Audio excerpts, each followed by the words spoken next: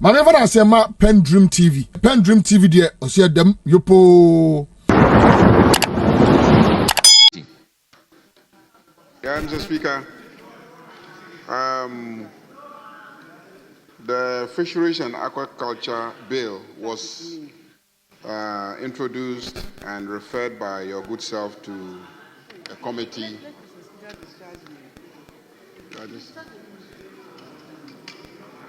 Honorable Minister, you are hereby discharged. Thank you very much for attending upon the House and providing answers to numerous questions posed to you. Mr. Speaker, I wish to vary the order of business so that we can take the order paper addendum.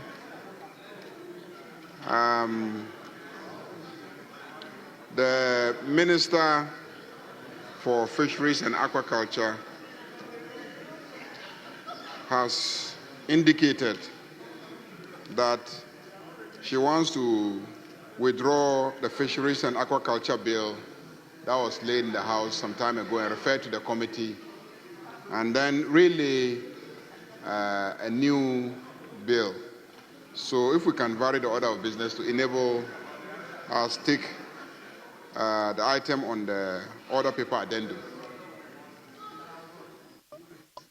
Yes, the application is to vary the order of business to take order paper addendum. Mr. Speaker, on this side of the House, there is no order paper addendum.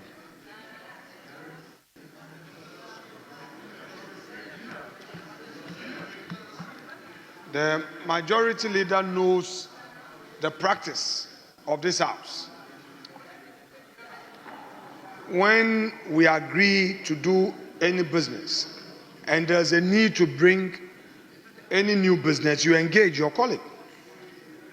Mr. Speaker, there hasn't been any prior engagement. We don't know what they want to do.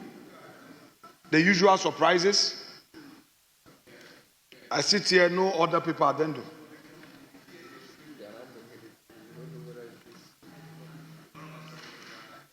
It's being uploaded. The uploading, Mr. Speaker, sometimes allow us to make our point. Anytime we are making our point, you are coming in to assist. When it's the other side, you allow absolute silence on your side. Please, Mr. Speaker. So I don't assist the other side. Which other side? This side. The majority leader, when he's making, even where. So what I'm even telling you is by way of assistance. Mr. Speaker, no. Or you don't need my Mr. assistance. Speaker, with respect, I'm saying that the order paper addendum they've just printed, there was no prior consultation. Very well, you are now talking. Okay? 2, looking at the mood of the House, I don't know what his further pleasure is. So, Mr. Speaker, that's all the point I want to make. This first reading, why are you nodding? Why are you nodding in agreement with me?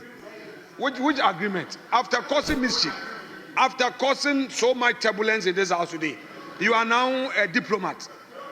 No, I don't need your diplomacy. After causing so much turbulence, you want the fisheries minister to come and withdraw and lay. When you were bringing it, you didn't do your consultation. You want to withdraw and lay what? It has to be done with proper consultation before you bring a document to this chamber. Mr. Speaker,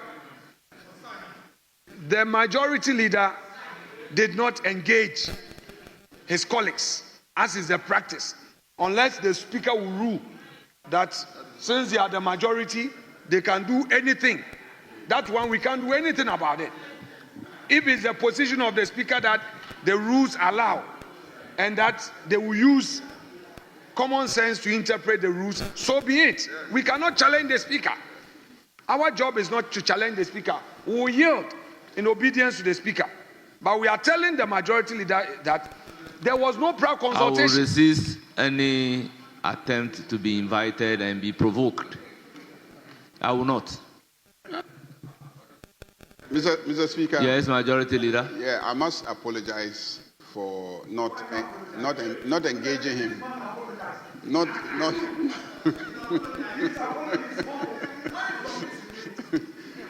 I must apologize for not engaging him, but I will say that the bill was considered by your committee, and I think he has members on the committee. They worked on the bill, and then you referred the bill to me for winnowing. So when the committee met, and there were members on the other side who were at the winnowing committee meeting. So when we met, we realized that what had happened was that the Agri Committee met and then invited stakeholders. There were amendments proposed by the FAO, Fisheries Commission, and other stakeholders, and individual members also had some proposals for amendments, and so the committee had its own amendments. So they referred all these amendments back to the Attorney General's office to be incorporated into the bill. And that was what was brought to the committee for winnowing. And I said that once they had referred it back to the Attorney General and all the recommendations of the committee had been captured in the new bill that the Attorney General had presented to them, then the appropriate thing to do is to withdraw the bill and then reintroduce, relay the amended bill. That would be neater than the committee bringing a report to this chamber with a very tall list of amendments, and that would delay us at consideration stage. So essentially, that is the reason why I recommended at winnowing committee that they should consider withdrawing the old bill and then laying a new one that captures all the proposed amendments of the committee, having consulted all stakeholders. So I should have, given indications to him that this happened, but I thought that some of his members who were at the winnowing committee meeting would have relayed the message to him. So I apologize not engaging you, but I know that you are a very kind person, and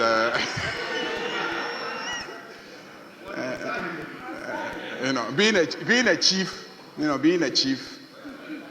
even though his kind of chieftaincy doesn't disqualify him from being a member of parliament, I believe that he would accept and allow the minister to withdraw, and then if leave is granted by Right Honourable Speaker in this House, she will withdraw the bill and then will relay the new bill. Yes. Speaker, the leader of the House has spoken, and ordinarily I should yield. I will yield. But I have some few comments.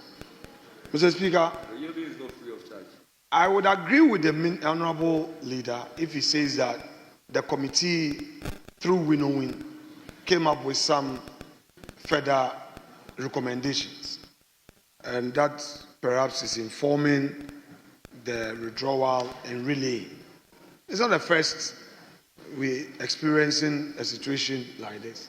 But Mr. Speaker, to the extent that as part of his submission, he now adds that stakeholders like FAO came with some input, and that consultation is leading to the withdrawal as additional grounds to support the withdrawal. I find same to be very rich in the sense that, Mr. Speaker, the ministry, before coming to Parliament, must engage its internal stakeholders. So that is where my problem is. Was this rushed? And I recall when the minister came, her application was for us to consider it under certificate of urgency. Why would you come to Parliament before consulting FAO? No, that's the submission of the leader. Why wasn't there broader consultation, Mr. Speaker? We've seen this in this House before. where the Doomsday levy was brought, and later on stakeholders were raising concerns. They rushed it through the night. And after the levy had been passed by the majority side in the dead of night, stakeholders were raising alarm. And now they are saying they are doing further consultation until 16 June. If I were government, I would listen to the concerns of the people, not to even implement the Doomsday levy. If you mean well, like you are doing now, then you should even have done so in the Doomsday levy situation. We are not seeing that. And then you come, you say, oh, now FAO and other bodies have made input. Mr. Speaker, if this government really means to reset Ghana, and it believes that consultation is part of the process of resetting, then it should do so. Mr. Speaker, we've had situations where even this 24-hour economy, Parliament was not at all involved in the debate. Then you go and say that you've implemented, you have launched the 24-hour economy without Parliament. It's the same thing that is happening. But for the vigilance of the Agri Committee, this bill was going to be rushed. Honorable. And now, Mr. Speaker, I may have to end. I listened to the leader of government. But Honorable Minority Leader, let's carry everybody along. It is so. It's been done. Yes, we carry everybody along in the sense that the ministry at their level may do a stakeholder consultation. But when the bill is referred to the committee, the committee, in order to have a better understanding, sometimes invite the stakeholders and take input from the stakeholders. And the input from the stakeholders can translate into a proposal of amendment of some provisions of the bill. That is normally what we do when the bills are referred to committees. So that does not mean that the ministry have not done stakeholder engagement. That is why the committee engage in stakeholder engagement. You know, I have been involved in processing bills in this particular house. And you can ask. Sometimes the AG will do their consultation, refer a bill to constitutional legal, and the constitutional legal would also engage in stakeholder engagement. I am not, but just to draw your attention to what really happens. Mr. Speaker, with respect, our main concern is the extent of stakeholder consultation at the ministerial level. I agree. And Mr. Speaker, I was in this house, and Mr. Speaker, on the 7th of January 2013, who were sworn in? You came in later. So in terms of age, I've been here longer in the processes. So I know, and I agree with you. But if you say in terms of the bill processing, you must defer to me. Mr. Speaker, you are the speaker. Mr. Speaker, here you are the speaker. If you come to ECOWAS, I'm a speaker there. So, but here, who are we? Mr. Speaker, who are we? When you are presiding, you take all the powers. Speaker, you are but one day you come to Abuja. A third deputy speaker. Mr. Speaker, one day you come to Abuja, where my powers are. But it's okay. You have your powers. Mr. Speaker, my issue here is the level of consultation by the minister. Yes. Oh, okay. Honorable Minister, I get the gesture. I know, don't worry, I get the gesture.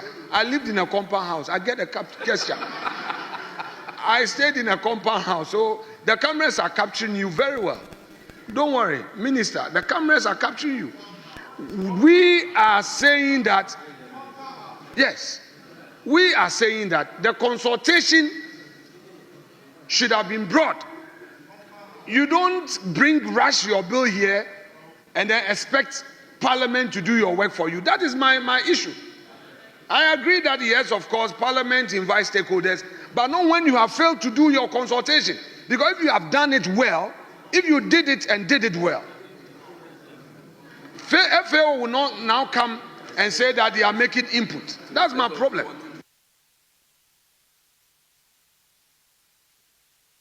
Yes, Majority Leader. Mr. Speaker,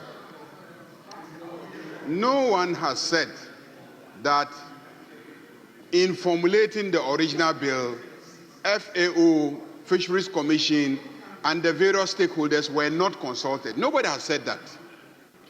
But when the bill comes and it is referred to a committee, the committee has a responsibility to engage in further consultations. There is a difference between the consultations undertaken by a ministry when developing a policy and having a bill drafted, and the engagements undertaken by a committee of this House after it has taken possession of a bill. There are two different matters. There are two different matters. You've been in this House longer than the Speaker. You should know this by now. You should know this by now. When the ministry is engaging stakeholders and drafting bill, once it is laid here, the bill is no longer a property of the ministry. It is perfectly possible that the stakeholders at the level of consultation with the ministries have some proposal which the ministries rejected. But when it comes before Parliament, Parliament would consult those stakeholders. Parliament may have disagreements with the ministry and decide to admit the proposals of the stakeholders. It doesn't mean that the ministry did not consult. So, Mr. Speaker, that is what has happened in this instance. When you referred it to the committee, your committee further engaged the different stakeholders, and they had some additional amendments in addition to the committee also having their own proposed amendments. And the amendments were many, so the decision was to refer it back to the Attorney General to see how they could tidy it up. And so they brought it to us at Winnowing Committee, and I said, look, the best is to actually withdraw the old one and then lay the new one so that we can expedite the passage of the bill. It has nothing to do with the failure of the committee to consult. Mr. Speaker, the levy that he's complaining about, this House was consulted. He participated in the debate actively. He participated in the debate. The bill was laid here. We debated it. You debated, but decided not to participate in the vote. That's what happened. That's what happened. And it was not in the dead of the night. The lights were on. Mr. Speaker, the lights were on, and we're live on television, and the whole nation was watching us. It was not in the dead of the night. Everybody, every Ghanaian was a witness to what happened.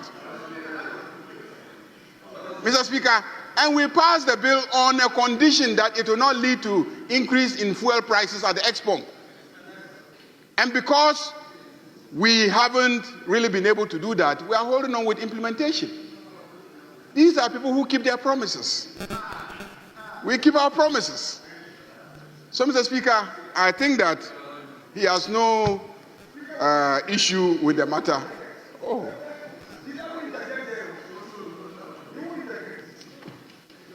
Mr. Speaker, I crave the indulgence of the House to allow the minister to withdraw the bill and then relay the bill. Yes, Honorable Nyimedu. Thank you. Mr. Speaker, not long ago, when the majority leader was sitting somewhere here, there was an issue, and he raised it. He personally said that his leadership was not consulted and that he would not succumb to surprises. Mr. Speaker, today he sits as majority leader. The most serious aspect of what they are discussing is the fact that our arrowhead is not consulted, and he is giving the other paper in this chamber. That is not fair. I would have thought that the majority leader would get up and say that he will withdraw it, consult, and come and relay it. All these other things about who the ministry having done consultation or not having done consultation would have been trashed within leadership. It is not everything that we have to come and put it before cameras. So I pray majority leader should do the right thing. I do not know what is happening here, but I cannot sit here when my arrowhead himself is surprised in the chamber. That is not fair. The proper consultation must be done. Debate is not consultation. Thank you. Yes, Majority Leader. Mr. Speaker, this is a very simple matter.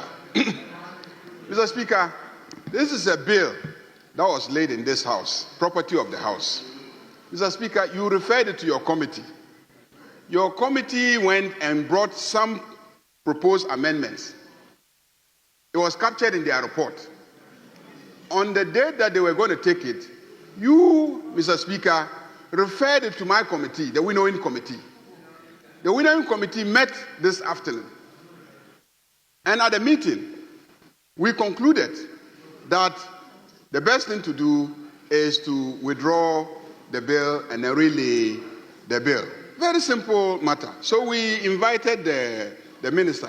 There were members on the other side who were on the committee, and they participated in the deliberations, and we all concluded as a committee that the best thing to do is to withdraw the bill. I was expecting that they would mention it to their leadership, but I have indeed admitted that I should have signaled him. But Mr. Speaker, the whole day he's been very, very belligerent. He's been fighting ministers, fighting his colleague leadership, and because of that, there was no space for engagement. Mr. Speaker, even you, he fought you the whole day. He's been fighting you. Fighting everybody. There was no room for engagement. No room for engagement. Mr. Speaker, if we relay the bill, then we can engage on the new proposal that the ministry is bringing. So let us withdraw what is before us, relay the new bill, and then we can engage on the new bill. So, Mr. Speaker, I don't better accept it. Honorable members, I'm inclined to grant leave, and leave is hereby granted for the withdrawal of the bill.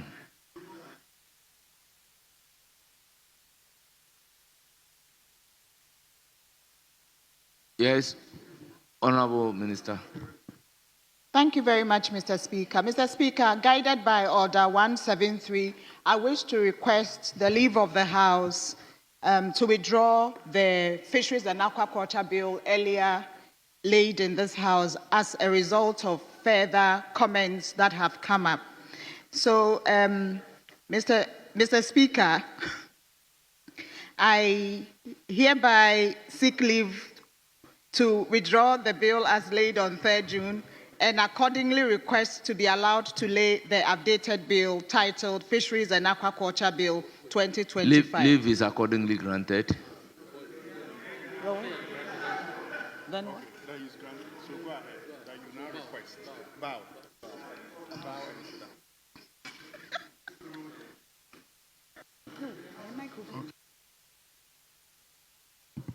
Yes. So, at commencement of public business.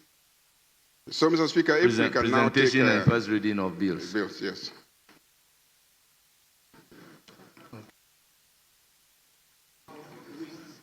An act to review and consolidate the laws relating to the sustainable exploitation of fisheries resources, establish the Fisheries Commission to ensure the long-term conservation, development, management, and utilization of fisheries and aquaculture resources, contribute to the attainment of sustainable blue economy, and to provide for related matters.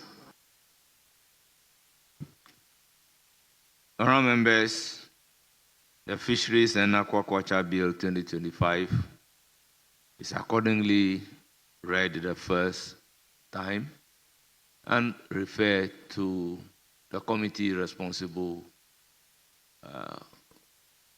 for Food, Agriculture, and Cocoa Affairs Committee.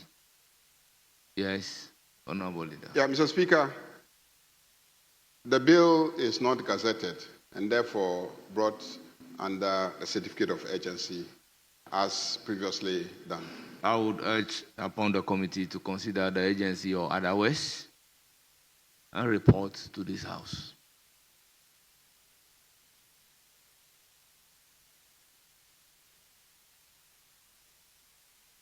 So we should close. Yeah. Mr. Speaker, Mr. Speaker, the minority are complaining that they are tied.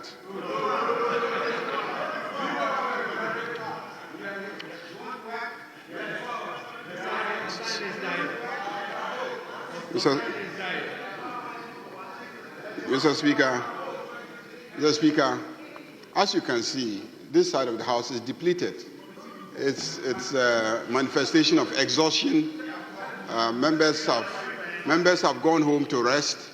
And so, Mr. Speaker, we're in your hand because we've been sitting for more than 5 hours.